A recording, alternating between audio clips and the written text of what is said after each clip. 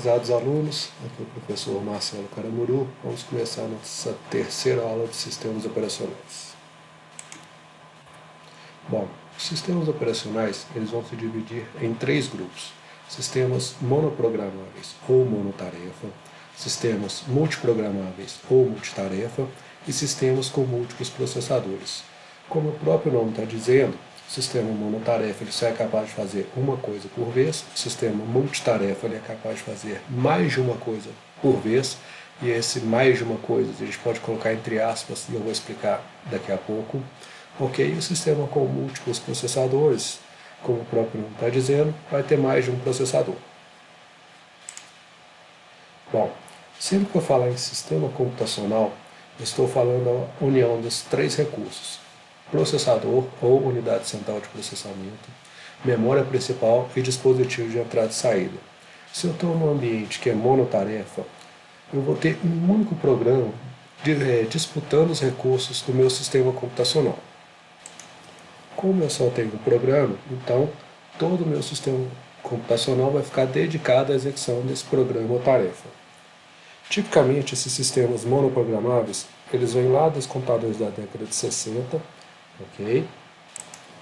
Se, durante a execução do programa, o processador precisa realizar uma operação de entrada e saída, durante todo o tempo da operação de entrada e saída, o processador fica parado, desperdiçando esse recurso computacional. Da mesma forma, se esse programa não ocupa toda a memória ou se não utiliza todos os dispositivos de entrada e saída, eu também tenho desperdício dos dispositivos de entrada e saída.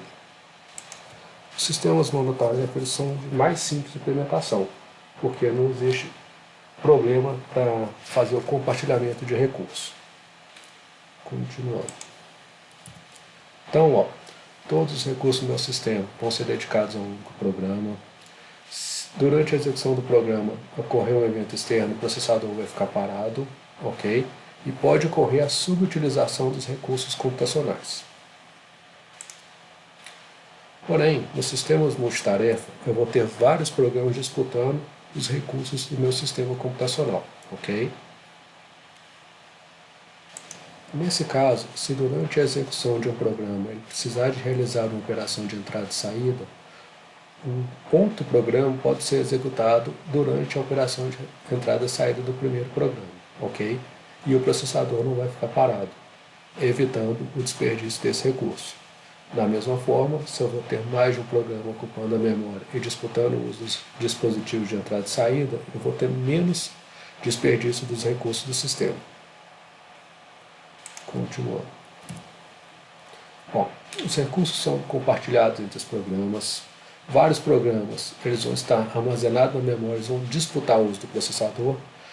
Todo processador só é capaz de executar a partir da memória principal, ok? Então sempre eu tenho que tirar o programa da memória secundária para carregar para a minha memória primária. Ou seja, na prática eu vou tirar do meu HD, vou tirar do meu pendrive, vou tirar da minha rede para colocar na minha memória RAM. Se enquanto o programa tiver execução, precisar de fazer uma operação de entrada e saída, eu posso executar outra coisa. Seguindo. O sistema operacional, então, vai ser o responsável por gerenciar toda essa disputa dos programas pelos recursos computacionais, ou seja, o acesso concorrente dos programas a cada um dos recursos. A implementação de um sistema multitarefa é bem mais complexa de um sistema que de um sistema monoprogramável, ok? E por fim, os sistemas multitarefa podem ser mono ou multiusuário, ou seja, eu posso ter um sistema que é monousuário, só tem um usuário e pode realizar várias tarefas ao mesmo tempo, ou eu tenho um sistema que é multitarefa, multiusuário, vários usuários realizando várias tarefas. Os sistemas multiprogramáveis eles vão se dividir em sistemas batch, sistemas de tempo compartilhado e sistemas de tempo real. Bom, multiprogramação ou a multitarefa funciona da seguinte forma. Inicialmente, o sistema operacional vai escolher um programa ou um job qualquer da memória e vai começar a executá-lo. Se durante a execução desse programa ele precisar de ser interrompido para qualquer evento externo ao processador, ok, como a montagem de uma fita ou um comando digitado pelo teclado, No caso de um sistema monotarefa, o processador ia ficar parado durante esse período da leitura da tecla do teclado ou da montagem da fita. Já se eu estou num ambiente que é multitarefa, o processador vai continuar executando um outro programa que esteja na memória.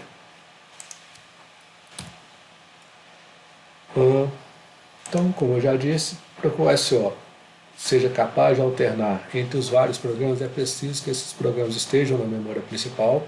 Okay? Então, o SO vai ter que ser capaz de gerenciar essa memória. E a escolha de um desses programas para ser executado é chamado de escalonamento.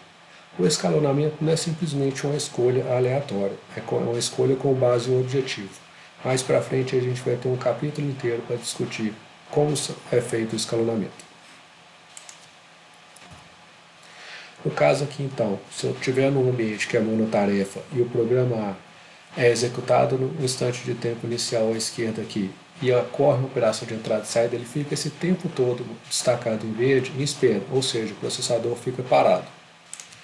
Em compensação, se eu estiver num ambiente que é multitarefa, no instante que o programa A espera a realização da operação de entrada e saída, um outro programa B pode ser executado, ok? E o programa B também vai realizar a operação de entrada e saída. Quando o programa A voltar a ser executado, aí sim o programa B também pode voltar a ser executado.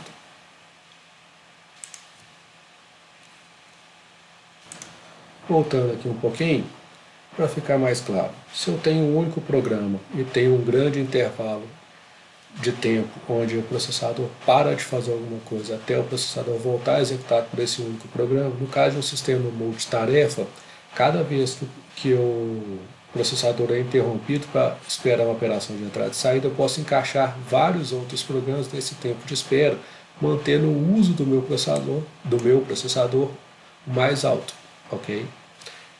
Isso é interessante para evitar o desperdício de recurso computacional. Enfim, sistemas in lote ou sistemas batch. Seguindo a orientação dos autores aqui, ele classificou os sistemas batch apenas aos multiprogramáveis. Então, os programas eram submetidos através de cartões perfurados e depois esses cartões perfurados eram armazenados em disco ou em fita, ok? Os programas eram feitos pelos programadores e feitos em cartão perfurado e eram passados para os operadores que geravam fitas ou discos com todos os programas de todos os programadores. Os programas eram então executados em função da disponibilidade de memória. Essa fita ou esse disco carregava os programas da memória secundária para a memória primária, ok? E tipicamente esse tipo de sistema não tem interação com o usuário. Então eu faço um programa que eu já alimento o programa e os dados de entrada e no final eu vejo se deu certo ou se deu errado. Então se deu certo eu vou ter o resultado esperado, se deu errado eu vou ter algum dumping de memória, algum tipo de coisa que me informa que ocorreu um erro durante a execução. Sistemas de tempo compartilhado. Cada programa vai receber uma fatia de tempo para ser executado, ok? Então, só que como essa fatia de tempo ela é tão pequena, eu vou percorrer todos os programas rapidamente, o usuário vai ter a sensação que todo o sistema computacional está dedicado a ele, ou está dedicado ao programa dele em execução. Então, se eu consigo passar por todos os programas rapidamente, eu acho que está tudo acontecendo ao mesmo tempo. Se eu tiver um sistema com um único processador, isso nem sempre é verdade. Ok? Na verdade, eu estou passando entre os programas tão rapidamente que o ser humano não consegue perceber. Se a fatia de tempo que foi alocada para a tarefa não for suficiente, esse programa então vai ser interrompido ao final da fatia de tempo, ok? Para que o próximo programa seja executado e quando o programa original voltar a ser executado, ele vai continuar do ponto que parou. No caso do sistema de tempo compartilhado, tipicamente eles permitem a interação do usuário através de teclado e vídeo e mouse. O usuário vai poder interagir com o sistema operacional através de uma linguagem de controle ou de uma interface gráfica, ok? E tipicamente um sistema de tempo compartilhado, o sistema operacional vai dar resposta em pouco tempo, em questão de frações de segundo. Sistema de tempo real. O sistema de tempo real é tipicamente usado em sistemas embarcados, onde eu tenho que garantir a temporização do meu aplicativo.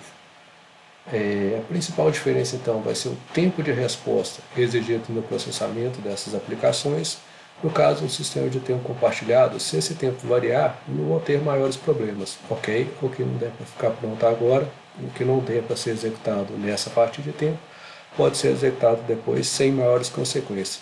Já no sistema de tempo real, não. Eu vou ter todo um sistema tipicamente dedicado a uma única função e eu tenho que garantir que aquela aplicação seja executada durante o intervalo de tempo pré-determinado, ou dentro do tempo de resposta pré-determinado. Então não vai existir uma fatia de tempo, mas existe um controle de tempo que eu tenho que garantir que essa aplicação vai ter retorno. A implementação é semelhante ao sistema de tempo compartilhado.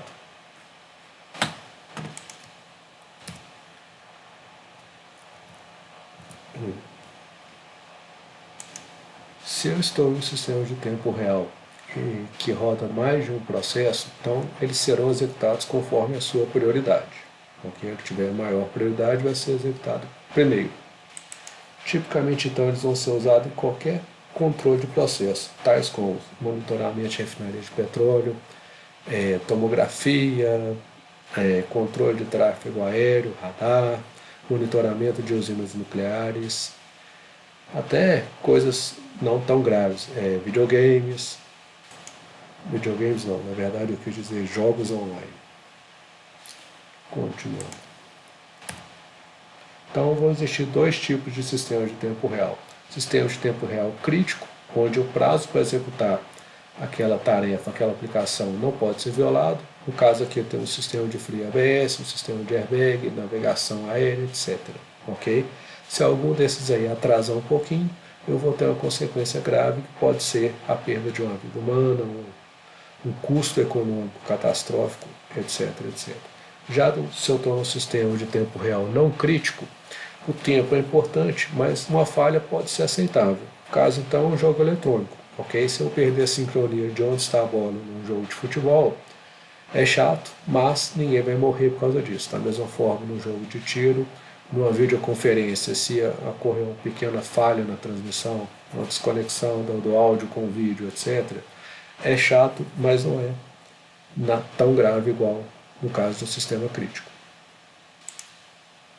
Então, os sistemas com múltiplos processadores, eles vão se dividir em sistemas fortemente acoplados e sistemas fracamente acoplados.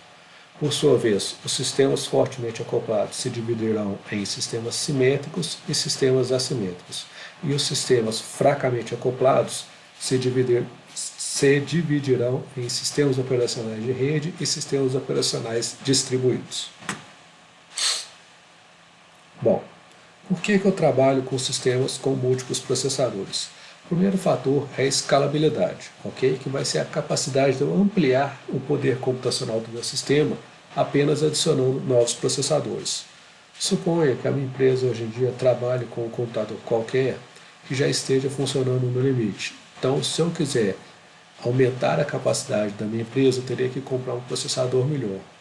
Mas, supondo que eu já tenho o processador mais recente disponível ou no mercado, ok?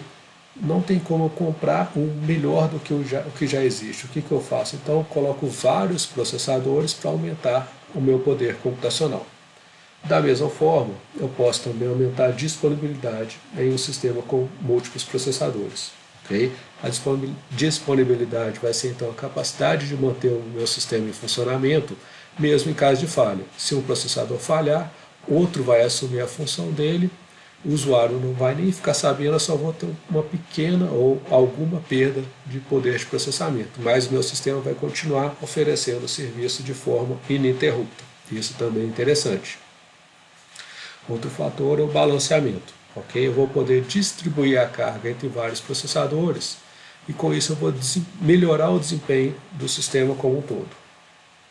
Suponha então que eu tenho 3 processadores, 1, 2 e 3, cada um oferecendo um serviço diferente. No caso do processador 1 ficar sobrecarregado, atingindo quase o limite máximo dele de 100%, eu poderia pegar parte da carga do processador 1 e alocar para o processador 2 e 3. Okay? Com isso eu faço uma melhor distribuição, ou faço um equilíbrio, um balanceamento do uso dos meus processadores. Continuando. Bom, como o próprio nome está dizendo, né, sistemas com múltiplos processadores é a utilização de duas ou mais unidades centrais de processamento interligadas trabalhando em conjunto. Eles vão se dividir em fortemente acoplados ou fracamente acoplados de acordo com a forma de comunicação entre os processadores, a memória e os dispositivos de entrada e saída. No caso dos sistemas fortemente acoplados, eles vão ser compostos por dois ou mais processadores compartilhando uma única memória principal, ok? E todos eles controlados por um único sistema operacional.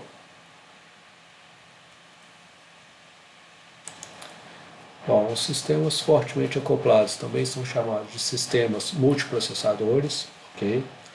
Eles são utilizados muito em sistemas que fazem uso intensivo de processador, ok? Eles têm alta taxa de transferência entre os processadores e a memória. Então eu tenho aqui um conjunto com uma única memória principal, dois processadores e vários dispositivos de entrada e saída. Okay? A taxa de comunicação entre a memória e os processadores é extremamente alta. Tipicamente esses sistemas fortemente acoplados formam um único computador, ok? Ou um único sistema computacional gerenciado por um único sistema operacional. Os sistemas fortemente acoplados eles vão se dividir em SMP e NUMA. Então, no caso do SMP, ou de multiprocessadores simétricos, o tempo de acesso de cada processador à memória principal vai ser uniforme. Já no caso do NUMA, o tempo de acesso de cada processador vai variar. Tipicamente isso tem a ver com a distância dos processadores e a memória principal.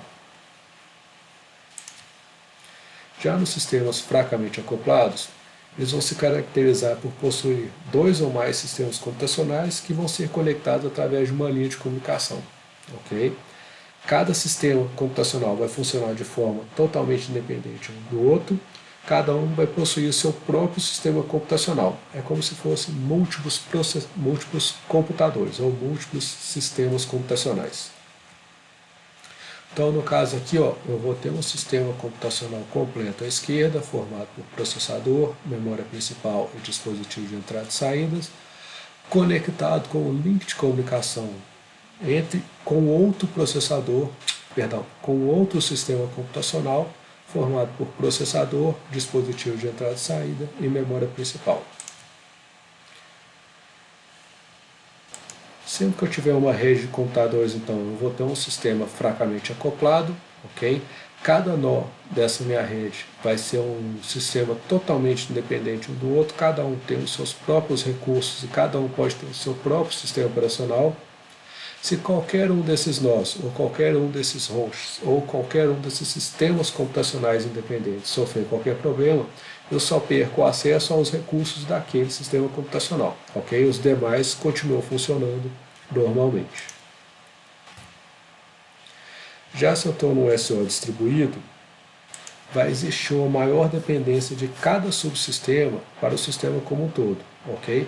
Basicamente, todos os sistemas computacionais ou vão funcionar em conjunto ou não vão funcionar. Aquele que está isolado não funciona. Tipicamente, os sistemas operacionais são os mesmos, ok? E para o usuário, ele acha que não existe uma rede de computadores, ele acha que existe um único computador que age de forma centralizada. Eu gosto muito de diferenciar com os meus alunos da seguinte forma: no sistema operacional de rede, se o computador do João tem impressora e o computador do Pedro tem um scanner, caso o computador do Pedro saia da rede ou esteja desligado, eu simplesmente não consigo ter acesso ao scanner, mas consigo continuar imprimindo normal no computador do Pedro e vice-versa. Se o computador do Pedro sair da rede, eu consigo utilizar o scanner no computador do João. Ok? No sistema distribuído é como se fosse sacar dinheiro no caixa eletrônico. Por mais que o caixa eletrônico tenha o dinheiro na gavetinha, ele só vai autorizar que eu saque o meu dinheiro caso ele consiga estabelecer a conexão com a central de rede de computadores, perdão, com a central de sistema operacional distribuído que forma a rede desse computador, ou desse sistema computacional, ok? Então, por mais que eu seja cliente daquele banco e exista dinheiro no caixa, ele não vai me entregar o dinheiro se ele não tiver acesso com todos os demais computadores da rede. Ou ele faz parte da rede de sistema operacional distribuído, ou ele está isolado e não me entrega o dinheiro. E é isso. Obrigado.